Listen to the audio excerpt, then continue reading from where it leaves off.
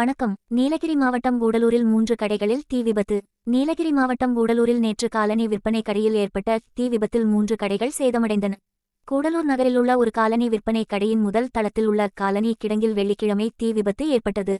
இதையடுத்து கடை நிர்வாகத்தினர் தீயணைப்புத் துறைக்கு தகவல் தெரிவித்தனர். தீயணைப்புத் துறையினர் வருவதற்குள் அருகிலிருந்த துணிக்கடை உள்ளிட்ட 3 கடைகளுக்கு தீ பரவியது. சம்பவ இடத்துக்கு வந்த கூடலூர் தீயணைப்பு வீரர்களால் தீ மலமளவென பரவியதால் தீயை கட்டுப்படுத்த முடியவில்லை. இதைத் தொடர்ந்து உதகையிலிருந்து மேலும் ஒரு தீயணைப்பு வாகனம் வரவழைக்கப்பட்டு சுமார் 2 மணி நேரம் போராடி தீயை அணைத்தனர். இந்த தீ விபத்தில் 3 கடைகள் சேதமடைந்தன.